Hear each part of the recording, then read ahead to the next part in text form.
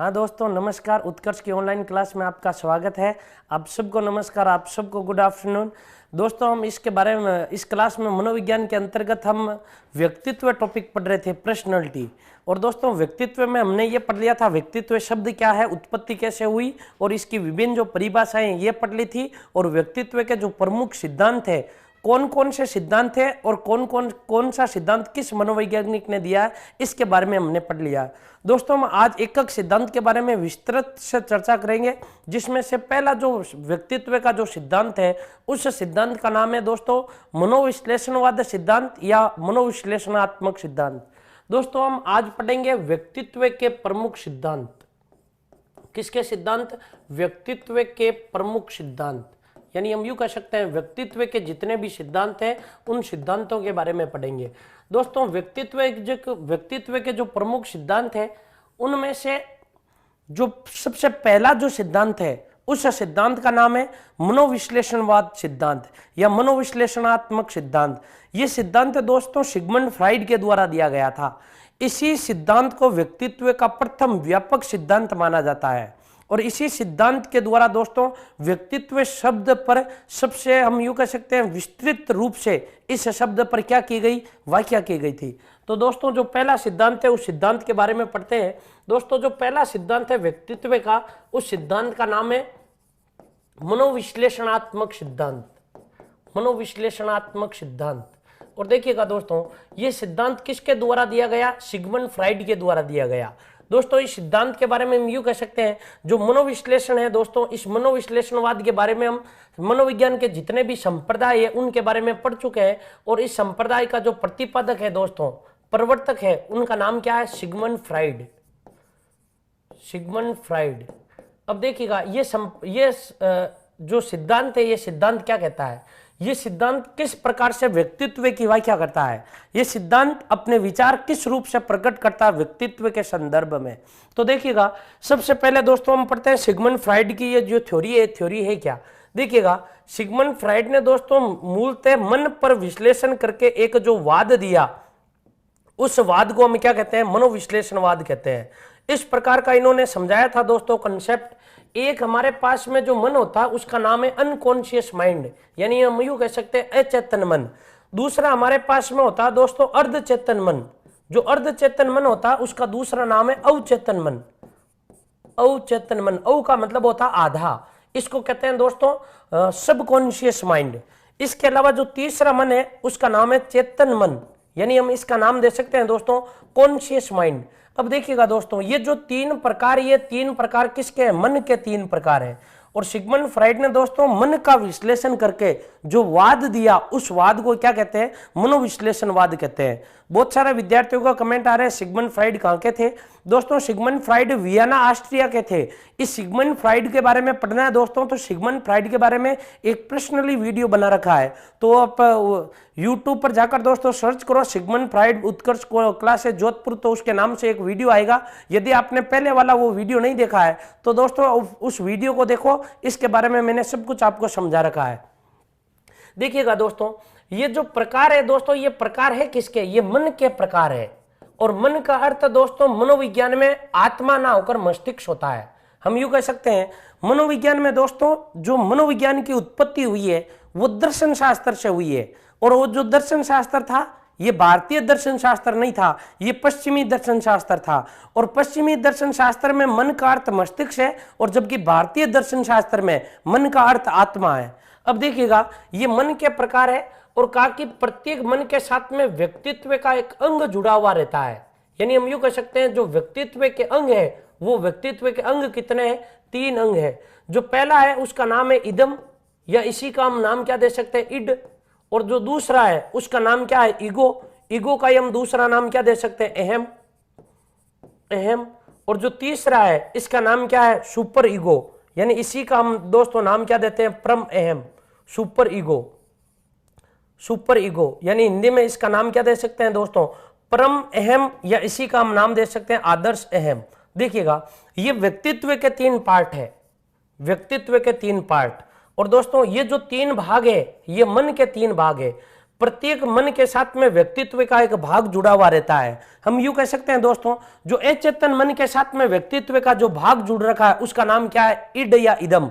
और अर्धचेतन मन के साथ में ईगो, और चेतन मन के साथ में सुपर ईगो। अब देखिएगा दोस्तों, जो ये मन है, इस मन में क्या क्या होता है, इस मन का जो पार्ट है दोस्तों, हम यूं कह सकते हैं इस मन का जो भाग होता है वो 90% होता है, 90% हमारे पास में अचेतन मन होता है। और दोस्तों जो चेतन मन होता है वो 10% होता है। हम यूं कह सकते हैं जो हमारा जो सक्रिय अवस्था रहती है वो चेतन मन, और जो आधी सक्रिय अवस्था रहती है अर्धचेतन मन, और जो बिल्कुल निष्क्रिय अवस्था रहती है उसका नाम क्या देते हैं, अचेतन मन देते हैं। अब देखिएगा दोस्तों, अचेतन मन में होता है क्या क्या है। अब देखिएगा, मैं यहां पर लिख रहा हूं इस अचेतन मन में होता है क्या क्या है। दोस्तों इसके अंदर होती है दमित इच्छा। दमित इच्छा किसे कहते हैं, वो इच्छा जो मर जाती है उनको क्या कहते हैं, दमित इच्छा। इसके अलावा दोस्तों भावना, भावना, संवेग, मूल प्रवृत्ति, संवेग, मूल प्रवृत्ति। इसके अलावा दोस्तों यौन ऊर्जा, यौन ऊर्जा। इसके अलावा दोस्तों हम यूं देख सकते हैं कि हमारे पास में जितने भी अमर्यादित, हमारे पास में जितने भी अनैतिक, और हमारे पास में जितने भी दोस्तों हम यूं कह सकते हैं असामाजिक, असामाजिक जो गुण होते हैं वो गुण किस में होते हैं, अचेतन मन में होते हैं। और इस अचेतन के मन के बारे में कहते हैं दोस्तों, इसकी जो गहराई होती है वो अगणित गहराई होती है। अब देखिएगा, ये इनकी मूल थ्योरी थी। इस प्रकार से इन्होंने समझाया किसके बारे में, अचेतन मन के बारे में। और दोस्तों याद रखिएगा, जो अचेतन मन होता है ये अचेतन मन जन्मजात होता है। कैसा होता है, जन्मजात होता है। और बाकी के ये जो दो मन होते हैं, अर्धचेतन मन, हम यूं कह सकते हैं ये जो होता है ये अर्जित होता है, और ये जो होता है दोस्तों ये भी कैसा होता है, अर्जित होता है। ये देखिएगा, ये नैतिकता के नियम पर चलता है, ये वास्तविकता के नियम पर चलता है, ये सुख या आनंद के नियम पर चलता है। ऐसा दोस्तों मैंने पहले आपको पढ़ा दिया है सिगमंड फ्राइड के बारे में। लेकिन ये दोस्तों ये जो सिद्धांत है, ये सिद्धांत या ये मनोविश्लेषणवाद का एक गत्यात्मक जो मन का चित्रण है, ये चित्रण प्रस्तुत क्या करता है, व्यक्तित्व के संदर्भ में।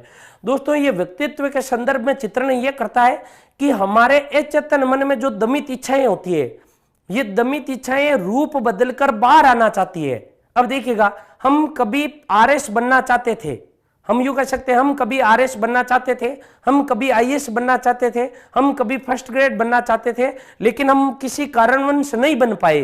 तो वो जो हमारी इच्छा थी वो इच्छा मर गई, और वो इच्छा जो पहले चेतन मन में थी अब वो कहां चली गई, अचेतन मन में चली गई। उनको हम दमित इच्छा कहते हैं। और प्राणी दमित इच्छा को बार बार बाहर लाना चाहता है, या दमित इच्छाएं अपना वेश बदलकर बाहर आना चाहती है। और जिस प्रकार व्यक्ति का अचेतन मन होता है उसी प्रकार का उस व्यक्ति का क्या होता है, व्यक्तित्व होता है। देखिएगा दोस्तों, इसकी जो कुल मात्रा होती है हम यूं कह सकते हैं 90%। जिस प्रकार की जिस व्यक्ति के पास में जैसी दमित इच्छा, भावना, संवेग, मूल प्रवृत्ति, यौन ऊर्जा, अमर्यादित कार्य, नैतिक, अनैतिक, असामाजिक, और जो ये अगणित गहराई होती है, जिस प्रकार का जिस व्यक्ति का अचेतन मन होता है उस व्यक्ति का व्यक्तित्व उसी प्रकार का होता है। ये इस सिद्धांत में समझाया गया है। और ये सिद्धांत किसका द्वारा दिया गया, सिगमंड फ्राइड के द्वारा दिया गया है। दोस्तों कई बार यहां से प्रश्न आ जाता है, व्यक्तित्व का जो प्रथम व्यापक सिद्धांत है ये यही सिद्धांत है। हम लिख सकते हैं व्यक्तित्व का प्रथम व्यापक सिद्धांत, व्यक्तित्व का प्रथम व्यापक सिद्धांत, व्यक्तित्व का प्रथम व्यापक सिद्धांत, यही सिद्धांत है दोस्तों, व्यक्तित्व का प्रथम व्यापक सिद्धांत। तो दोस्तों एक बार आप इसका स्क्रीनशॉट लीजिए, उसके बाद में हम नेक्स्ट पढ़ते हैं।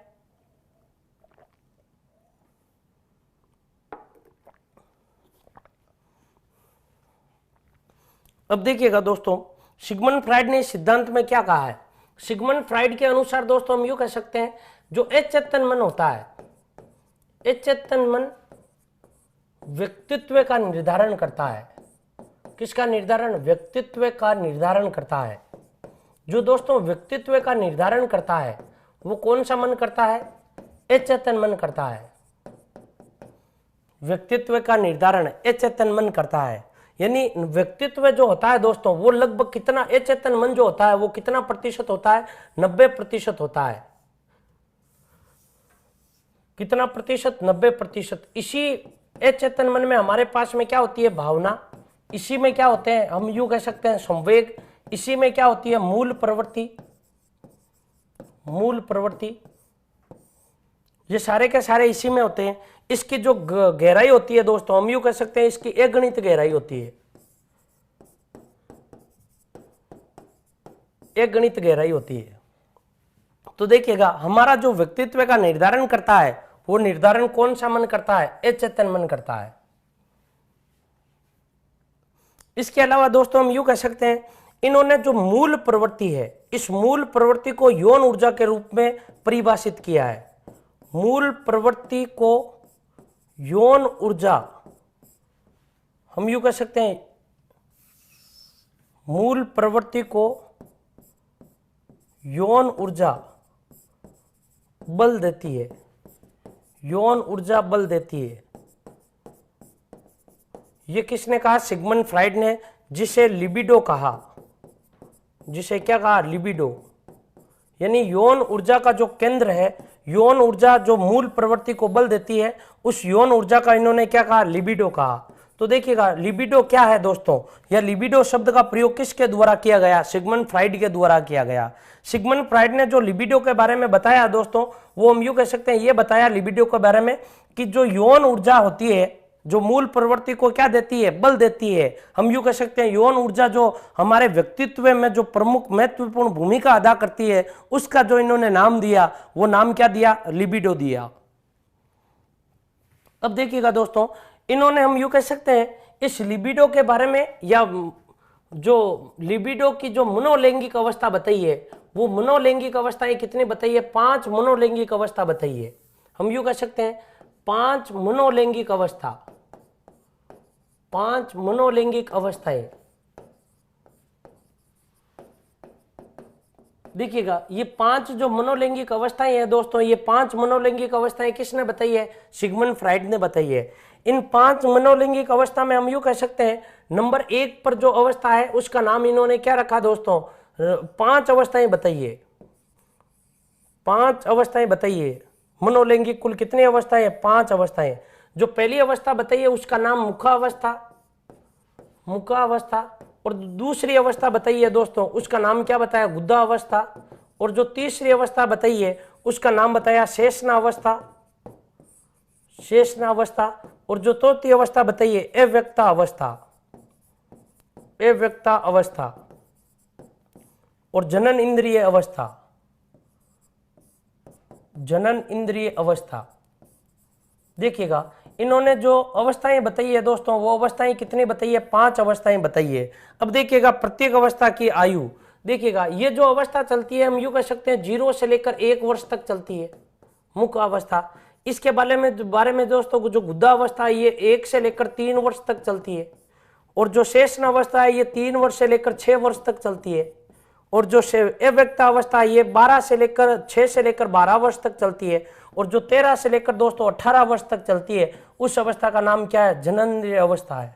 अब देखिएगा इस अवस्था में हम यूं कह सकते हैं यौन ऊर्जा का जो केंद्र होता है, हम यूं कह सकते हैं जो केंद्र होता है वो क्या होता है, मुख होता है। और इस अवस्था में यौन ऊर्जा का जो प्रमुख केंद्र होता है वो क्या होता है, मल मूत्र के मार्ग होते हैं। इस अवस्था में यौन ऊर्जा दोस्तों सक्रिय होती है। और इस अवस्था में यौन ऊर्जा क्या रहती है, लुप्त रहती है। और इस अवस्था में पुनः जनन अंगों में यौन ऊर्जा स्थापित हो जाती है। अब देखिएगा दोस्तों इन जो अवस्था की जो प्रमुख बातें हैं, वो प्रमुख बातें आपको याद क्या रखनी है कि इस अवस्था में, मुख्य अवस्था में हम यूं कह सकते हैं जो यौन ऊर्जा होती है, यौन ऊर्जा को प्रमुख जो केंद्र होता है वो केंद्र क्या होता है, मुख होता है। और इस अवस्था में हम यूं कह सकते हैं जो यौन ऊर्जा होती है, इस यौन ऊर्जा का जो प्रमुख केंद्र होता है हम यूं कह सकते हैं मल मूत्र मार्ग, मल मूत्र के मार्ग। और इस अवस्था में हम दोस्तों यूं कह सकते हैं, इस अवस्था में दोस्तों जो यौन ऊर्जा, आपको ये याद रखना है, यौन ऊर्जा सक्रिय रहती है। इस अवस्था में यौन ऊर्जा क्या होती है, निष्क्रिय रहती है। और इस अवस्था में यौन ऊर्जा हम यूं कह सकते हैं जनन अंगों में स्थापित हो जाती है, जनन अंगों में स्थापित। और यही कारण है दोस्तों, आप ये याद रखिएगा, सिगमंड फ्राइड के अनुसार दोस्तों शैशव अवस्था में भी यौन ऊर्जा क्या रहती है, सक्रिय रहती है। और बाल्यावस्था में यौन ऊर्जा क्या होती है, हो जाती है, निष्क्रिय हो जाती है, और वापस जब हम यूं कह सकते हैं किशोरावस्था में वापस क्या हो जाती है, सक्रिय हो जाती है।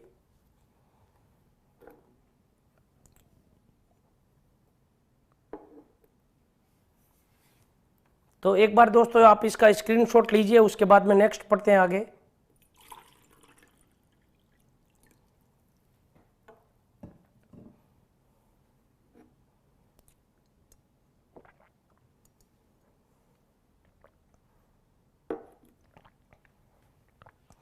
अब देखिएगा दोस्तों, ये जो सिद्धांत था, ये सिद्धांत किसका था, सिगमंड फ्राइड का सिद्धांत था। सिगमंड फ्राइड ने ये कहा कि ये जो विभिन्न 5 मनोलैंगिक अवस्थाएं होती है दोस्तों, इस मनोलैंगिक अवस्था में जिस प्रकार प्राणी यौन ऊर्जा की प्राप्ति करता है या इनसे जितना संतुष्ट होता है या असंतुष्ट होता है, उस व्यक्ति का व्यक्तित्व उसी प्रकार का होता है। अब देखिएगा अगला जो सिद्धांत है दोस्तों, हम यूं कह सकते हैं जो सिद्धांत है वो शरीर रचना के आधार पर है। किसके आधार पर है, शरीर रचना के आधार पर। शरीर रचना के आधार पर व्यक्तित्व का सिद्धांत, शरीर रचना के आधार पर व्यक्तित्व का सिद्धांत। अब देखिएगा शरीर रचना के आधार पर व्यक्तित्व का सिद्धांत, यानी शरीर रचना के आधार पर 2 मनोवैज्ञानिकों ने व्यक्तित्व का सिद्धांत प्रस्तुत किया। तो वो 2 मनोवैज्ञानिक है कौन कौन से, तो सबसे पहले दोस्तों आप ये याद रखिएगा कि 2 मनोवैज्ञानिक ऐसे हैं, इन्होंने कहा जिन व्यक्तियों का शरीर जिस प्रकार का होता है उनका व्यक्तित्व उसी प्रकार का होता है, यानी शरीर के आधार पर उन्होंने व्यक्तित्व की व्याख्या की। उनमें से जो सबसे पहले मनोवैज्ञानिक है उनका नाम है शेल्डन, और उसके बाद में जो व्यक्तित्व की व्याख्या जिन्होंने शरीर आधार पर की उनका नाम है क्रेसमर। तो देखिएगा दोस्तों, सबसे पहले पढ़ते हैं शेल्डन के बारे में, यानी शरीर रचना के आधार पर व्यक्तित्व की व्याख्या कुल कितने मनोवैज्ञानिकों ने की, 2 मनोवैज्ञानिकों ने की। जो पहला नाम है दोस्तों उनका नाम है शेल्डन, और दूसरा जो नाम है उनका नाम है क्या है, क्रेसमर। यानी जो पहला सिद्धांत पढ़ रहे हैं वो किसका पढ़ रहे हैं, शेल्डन का। इधर हमने क्या ले लिया, शेल्डन, और दूसरा जो मनोवैज्ञानिक है दोस्तों उनका नाम क्या, क्रेसमर, या इन्हीं का दूसरा नाम मिलता है क्रेचमर। 2 नाम मिलते हैं, क्रेसमर या क्रेचमर, दोनों में से कोई नाम दे दो, क्रेसमर या क्रेचमर। अब देखिएगा इतना ऐसा याद रखिएगा दोस्तों इनके बारे में, यदि किसी शब्द के अंत में कार शब्द आ जाए तो उसका वर्गीकरण किसने किया, शेल्डन ने किया है। और यदि किसी के लास्ट में अंत में दोस्तों काय शब्द आ जाए, यानी देखो के से क्रेसमर, के से काय, यदि कार शब्द आ जाए, काय शब्द, तो वो क्रेसमर का होगा, और यदि कार आ जाए तो वो किसका होगा, शेल्डन का होगा। जैसे देखिएगा शेल्डन ने जो पहला बताया उसका नाम है दोस्तों गोलाकार, गोलाकार, यानी अंत में क्या आ रहा है दोस्तों, कार, तो कार आते ही अंत वाला किसका होगा, शेल्डन का होगा। दूसरा इन्होंने बताया दोस्तों आयताकार, दूसरा इन्होंने व्यक्तित्व का जो प्रकार बताया वो कौन सा बताया, आयताकार। और जो तीसरा इन्होंने व्यक्तित्व का प्रकार बताया वो कैसा बताया, लंबाकार, लंबाकार। तो देखिएगा 3 व्यक्तित्व के प्रकार बताए इन्होंने, कितने प्रकार, 3 प्रकार, पहला गोलाकार, दूसरा आयताकार, और तीसरा कौन सा बताया, लंबाकार बताया। और क्रेसमर के बारे में इतना याद रखिएगा, जिसके अंत में काय आ जाए इसका मतलब वो क्या होगा, क्रेसमर का होगा। जैसे देखिएगा कृष्णकाय, पहला जो इनका है उसका नाम क्या, कृष्णकाय, अंत में क्या आ रहा है, काय आ रहा है। दूसरा जो इन्होंने बताया दोस्तों हम यूं कह सकते हैं पुष्टकाय, पुष्टकाय, और पुष्टकाय का दूसरा नाम क्या है दोस्तों, सुडोलकाय, पुष्टकाय, या हम यूं कह सकते हैं सुडोलकाय। और जो तीसरा प्रकार बताया दोस्तों इसका हम नाम दे सकते हैं स्थूलकाय, स्थूलकाय, स्थूलकाय, या स्थूलकाय, या इसी का हम नाम दे सकते हैं दोस्तों लंबकाय, लंबकाय। अब देखिए दोनों ने व्यक्तित्व के जो प्रकार बताए हैं दोस्तों वो कितने बताए हैं, यानी शेल्डन ने भी शरीर रचना के आधार पर 3 प्रकार बताए हैं, और जो क्रेसमर ने भी दोस्तों शरीर रचना के आधार पर जो प्रकार बताए हैं वो कुल कितने प्रकार बताए, 3 प्रकार बताए हैं। अब देखिएगा शेल्डन का याद रखिएगा, गोलाकार, नंबर जो 1 बताया वो क्या बताया, गोलाकार, नंबर जो 2 बताया उसका नाम क्या है, आयताकार, और नंबर जो 3 बताया उसका नाम क्या है, लंबाकार। और जो क्रेसमर ने बताया दोस्तों, नंबर 1 बताया क्रेसकाय, और नंबर 2 पुष्टकाय या सुडोलकाय, और नंबर जो 3 बताया उसका नाम क्या, स्थूलकाय या लंबकाय। इनके अनुसार दोस्तों शेल्डन ने कहा कि जो व्यक्ति गोल होते हैं, यानी जिन व्यक्तियों का व्यक्तित्व गोल के लगभग गोलाकार होता है, वो व्यक्तित्व होते कैसे हैं। अब इनके बारे में इन्होंने कहा वो व्यक्ति कैसे होते हैं, हंसमुख होते हैं। कैसे होते हैं, हंसमुख होते हैं। इसके अलावा हम यूं कह सकते हैं जो ये व्यक्ति होते हैं ये परंपरावादी होते हैं, परंपरावादी होते हैं। इसके अलावा दोस्तों हम यूं कह सकते हैं ये भोजन प्रिय होते हैं, भोजन प्रिय होते हैं। इसके अलावा दोस्तों ये शौकीन मिजाजी होते हैं, शौकीन मिजाजी होते हैं, शौकीन मिजाजी होते हैं। इसके अलावा दोस्तों जो आयताकार होते हैं, ये आयताकार के बारे में बताया इन्होंने, जो आयताकार वाले होते हैं ये रोमांच प्रिय होते हैं, आयताकार रोमांच प्रिय। इसके अलावा इन्होंने बताया ये हष्ट-पुष्ट होते हैं, हष्ट-पुष्ट होते हैं। ये क्रोधी होते हैं। कैसे होते हैं, क्रोधी होते हैं। इसके अलावा इन्होंने जो तीसरा प्रकार बताया दोस्तों, वो तीसरा प्रकार किसका बताया, लंबाकार का। इन्होंने बताया जल्दी थकने वाले होते हैं, जल्दी थकने वाले होते हैं, थकने वाले। और इसके अलावा दोस्तों इन्होंने ये बताया कि ये जो होते हैं ये कैसे होते हैं, हम लंबाकार के बारे में, ये आलस्यपूर्ण होते हैं, आलस्य से युक्त होते हैं, आलस्य वाले होते हैं। इसके अलावा जो लंबाकार होते हैं वो एकांत प्रिय होते हैं। कैसे होते हैं, एकांत प्रिय। उसी प्रकार से इन तीनों के आधार पर ही ये व्याख्या की है। तो व्याख्या किसने की है, क्रेसमर ने की है।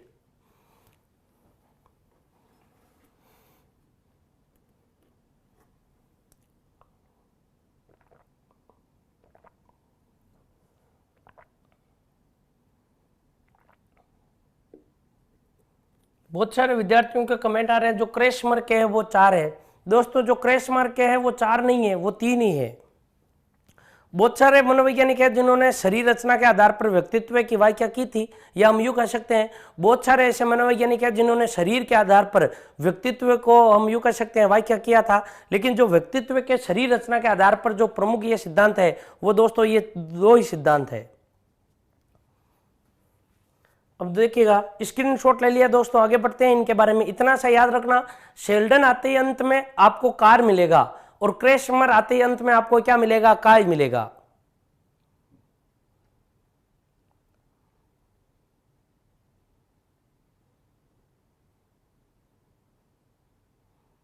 एक विद्यार्थी का कमेंट आया जो हिप्पोक्रेटस है। दोस्तों जो हिप्पोक्रेटस है उन्होंने भी बताया था, इनका भी पढ़ेंगे हम। अब देखिएगा दोस्तों आगे पढ़ते हैं नेक्स्ट। अब देखिएगा अगला जो सिद्धांत है दोस्तों, हम यूं कह सकते हैं शील गुणों के आधार पर। किसके आधार पर, शील गुणों के आधार पर, या हम यूं कह सकते हैं शील गुणों का सिद्धांत। अब देखिएगा व्यक्तित्व का दोस्तों जो शील गुणों का सिद्धांत है, वो शील गुणों का सिद्धांत किसने दिया था। अब देखिएगा शील गुणों का सिद्धांत भी दोस्तों कुल कितने मनोवैज्ञानिकों ने दिया था, हम यूं कह सकते हैं 2 मनोवैज्ञानिकों ने दिया था। पहला जो सिद्धांत दिया शील गुणों का सिद्धांत, वो सिद्धांत किसके द्वारा दिया गया, ओलपोर्ट के द्वारा दिया गया। किसके द्वारा, ओलपोर्ट के द्वारा। सबसे पहले दोस्तों आपको इसमें यह समझना होगा जो शील गुण होते हैं, ये शील गुण होते क्या।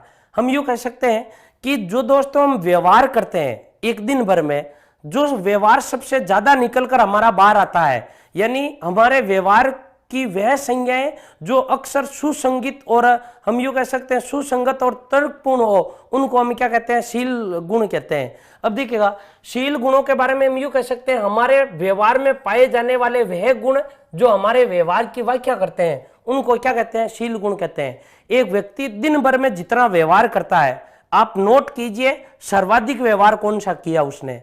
दूसरे दिन जो व्यक्ति फिर व्यवहार करता है, आप नोट कीजिए सर्वाधिक व्यवहार कौन सा किया है। जो सर्वाधिक व्यवहार उससे बाहर निकल कर आता है वो उस व्यक्ति के क्या होते हैं, शील गुण होते हैं। जैसे महात्मा गांधी कोई भी क्रिया करते थे, कोई भी व्यवहार करते थे, सर्वाधिक बाहर निकल कर क्या आता, अहिंसा। जैसे आप रावण कोई भी क्रिया करता, कोई भी व्यवहार करता तो सर्वाधिक बाहर निकल कर क्या आता, अहंकार।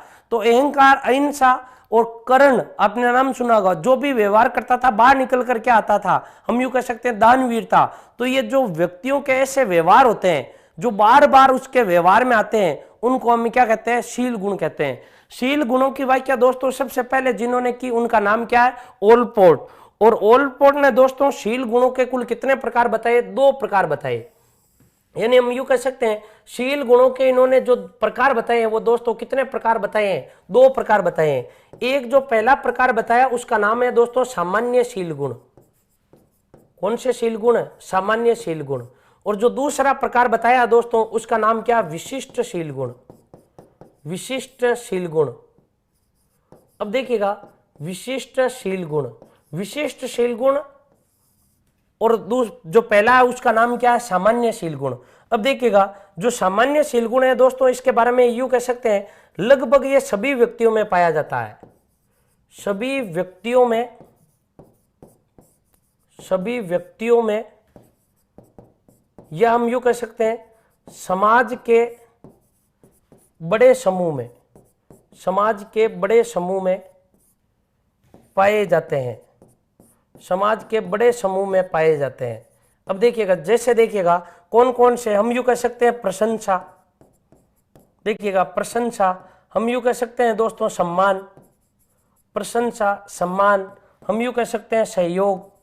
ये जो होते हैं ये लगभग हर व्यक्तियों में पाए जाते हैं। इनको हम क्या कहते हैं? सामान्य शील गुण कहते हैं, जनरल सामान्य शील गुण। अब देखिएगा विशिष्ट शील गुण जो व्यक्ति विशेष में पाए जाते हैं, व्यक्ति विशेष में पाए जाते हैं, व्यक्ति विशेष में पाए जाते हैं। जो दोस्तों व्यक्ति विशेष में पाए जाते हैं उनको हम क्या कहते हैं? विशिष्ट शील गुण कहते हैं। और जो हम दोस्तों जो सामान्य व्यक्तियों में पाए जाते हैं, लगभग सामान्य व्यक्तियों में, उसे हम क्या कहते हैं? सामान्य शील गुण। और जो व्यक्ति विशेष में पाए जाते हैं उस व्यक्ति विशेष के शील गुणों को हम क्या कहते हैं? विशिष्ट शील गुण कहते हैं। दोस्तों यहां पर आप याद रखिएगा जो विशिष्ट शील गुण है, इस विशिष्ट शील गुण के इन्होंने 3 प्रकार बताए हैं। कितने प्रकार? 3 प्रकार। एक जो शील गुण बताए हैं वो हम यूं कह सकते हैं प्रमुख शील गुण। कौन से शील गुण? प्रमुख शील गुण। ये विशिष्ट शील गुणों के प्रकार है। प्रमुख शील गुण, देखिएगा प्रमुख शील गुण किसको कहा है? इन्होंने कहा वह शील गुण जो छिपाने से भी नहीं छिपते हैं, इनको क्या कहा? प्रमुख शील गुण। यानी प्रत्येक व्यवहार में दिखाई देने वाले, प्रत्येक व्यवहार में दिखाई देने वाले, प्रत्येक व्यवहार में, यानी आप जो भी व्यवहार करोगे उस व्यवहार में अक्सर आपको यह शील गुण देखने को मिलेगा। प्रत्येक व्यवहार में दिखाई देते हैं। जैसे देखो कौन कौन से होते हैं ऐसे, जैसे देखिएगा आपने नाम सुना महात्मा गांधी। महात्मा गांधी, और महात्मा गांधी का जो शील गुण था दोस्तों, इस शील गुण का नाम क्या था? अहिंसा।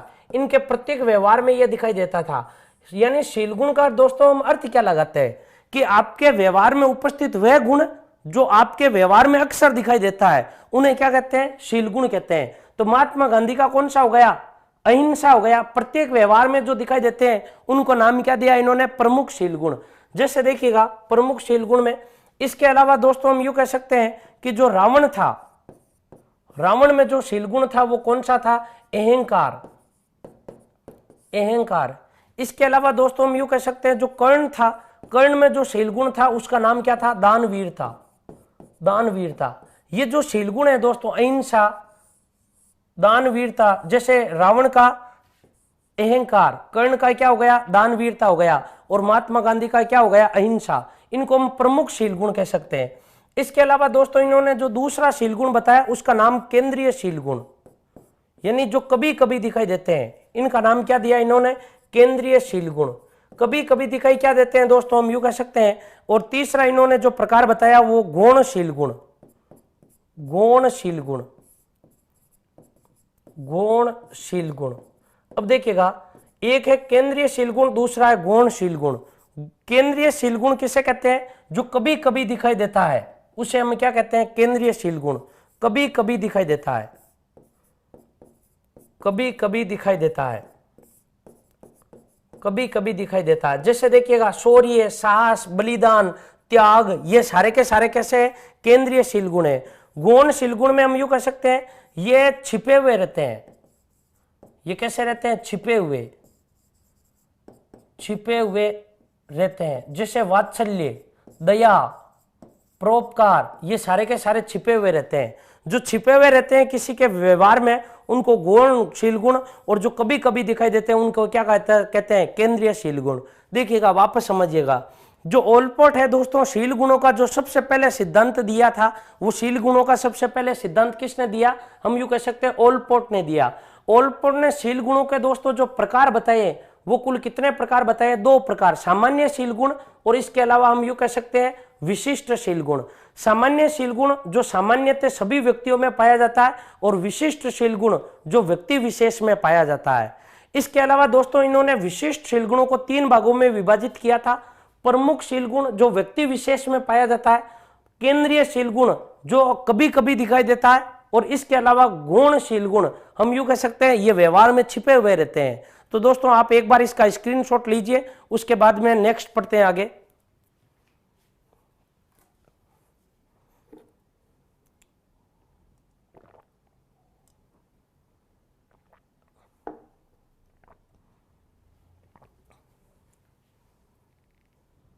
हाँ, बहुत सारे विद्यार्थियों के आ रहे हैं, जैसे भामाशाह, दानवीरता, महाराणा प्रताप, वीर्यता, शौर्यता, स्वाभिमान, ये क्या कैसे है? गौण प्रमुख शील गुण है।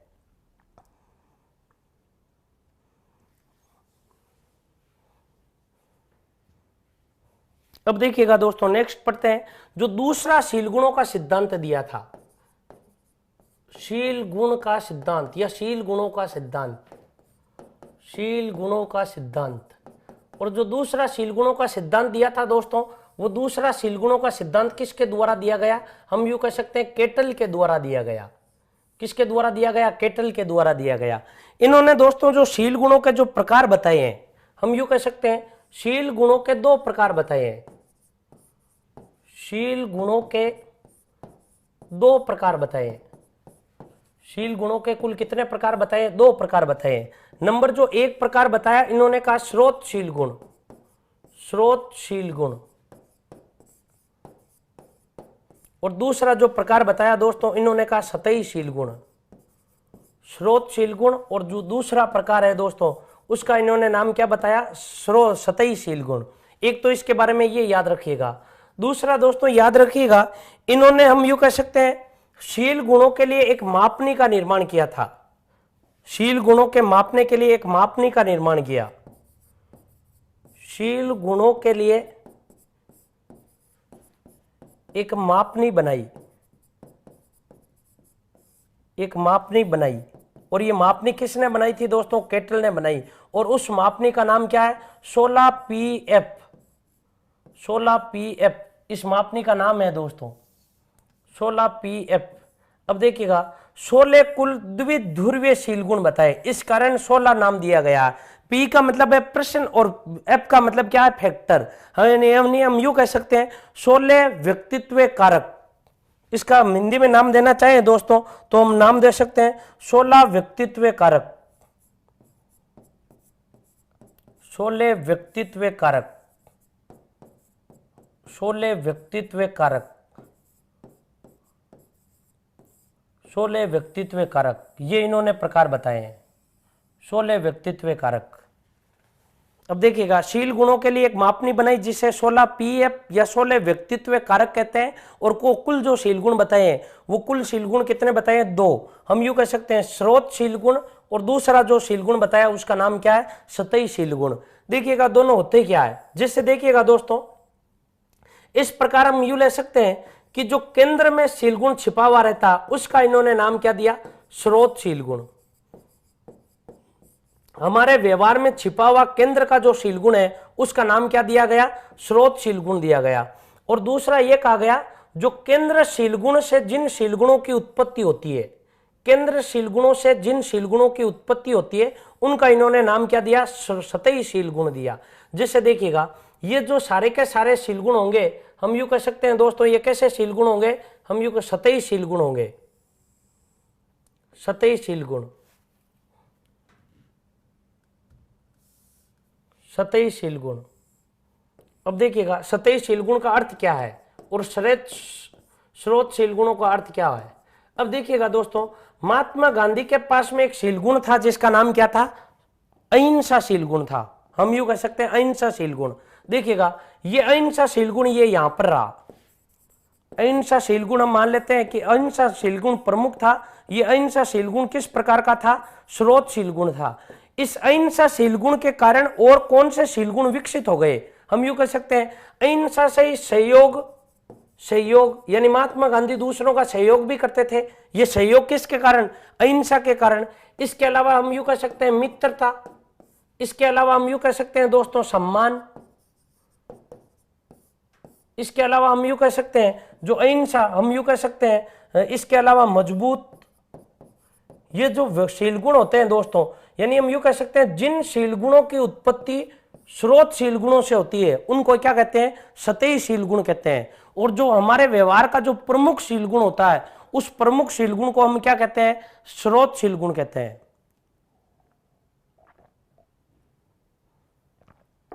हाँ, जैसे सत्य बोलना, इसके अलावा ये इसी के कारण हुआ, अहिंसा के कारण ही दोस्तों। सत्य, मजबूत, व्यवहार का मजबूतीपन, सहयोग, मित्रता, सम्मान, ये सारे के सारे कैसे हैं, स्रोतशील गुण है। तो दोस्तों एक बार आप इसका स्क्रीनशॉट लीजिए। तो देखिएगा केटल के बारे में दोस्तों इतना सा याद रखिएगा, केटल और ओलपोर्ट। ओलपोर्ट ने 2 बताए थे और केटल ने भी 2 बताए थे। केटल ने 2 बताए, उनके बाद में इन्होंने किसी का वर्गीकरण नहीं किया। जो पहला बताया उसका नाम है स्रोत और दूसरा बताया उसका नाम है सतही। कहा कि जो प्रमुख होता है उसका नाम स्रोत दिया। कहा कि इसके कारण कई बार अनेक शील गुणों की उत्पत्ति होती है, उसका इन्होंने नाम क्या दिया, सतही शील गुण दिया। यानी जिस शील गुण की उत्पत्ति इससे मानी जाती है उसका इन्होंने नाम क्या दिया, स्रोत शील गुण दिया। हमारे यहाँ पर मित्रता, मान लो मित्रता प्रमुख शील गुण है, तो मित्रता के कारण कौन कौन से आएंगे, मित्रता होगी तब हम दूसरों की मदद भी करेंगे, दूसरों का सहयोग भी करेंगे, दूसरों का सम्मान भी करेंगे, हमारे पास में प्रतिष्ठा भी होगी, इस प्रकार का होता है। तो दूसरा जो शील गुण दिया, कहा कि जिस शील गुण की उत्पत्ति स्रोत शील गुण से होती है उनको क्या कहते हैं, सतही शील गुण कहते हैं। इसके अलावा दोस्तों हम यूं कह सकते हैं शील गुणों की उत्पत्ति के लिए इन्होंने या शील गुणों की मापन करने के लिए एक मापनी का निर्माण किया जिसे 16 पीएफ कहते हैं। यानी 16 इन्होंने द्विध्रुवीय शील गुण बताए और इनके मापन के लिए 16 पीएफ, पीएफ का मतलब है पर्सनली फैक्टर, यानी 16 व्यक्तित्व कारक बताए हैं। तो दोस्तों आज हम इतना ही पढ़ेंगे। आप इस क्लास में आज जितने सिद्धांत पढ़ाए उनके बारे में वापस पढ़िएगा। कल जो हमारा टॉपिक है दोस्तों, ये जितने भी बाकी के सिद्धांत हैं और जो व्यक्तित्व का मापन है ये हमारा कंप्लीट हो जाएगा। व्यक्तित्व का मापन और बाकी के बचे हुए सिद्धांत, इसी के साथ में जो हमारा टॉपिक है दोस्तों व्यक्तित्व, ये कंप्लीट हो जाएगा। और उसके बाद में आपकी मतलब हम यूं कह सकते हैं थोड़ी बहुत यूनिट बाकी रहेगी। उसके बाद में आपका मनोविज्ञान का जो टॉपिक है दोस्तों ये आपका कंप्लीट हो जाएगा कोर्स। एक विद्यार्थी का प्रश्न आ रहा, अधिगम का जो पठार होता है वो क्या होता है। दोस्तों अधिगम के जो वक्र होते हैं उस वक्र को ही हम क्या कहते हैं, पठार कहते हैं। कोई भी बालक कितने समय में कितना पढ़ पाता है, इसका जब हम वक्र रेखा तैयार करते हैं तो इसे अधिगम का पठार या अधिगम का वक्र कहते हैं। तो दोस्तों धन्यवाद, कल हम फिर मिलते हैं वापस। Click on the subscribe button to subscribe to our channel. Press the bell icon on the YouTube app and never miss another update. Download Utkarsh Classes Jodhpur app from the Play Store for more PDF materials, online classroom programs and attractive combos.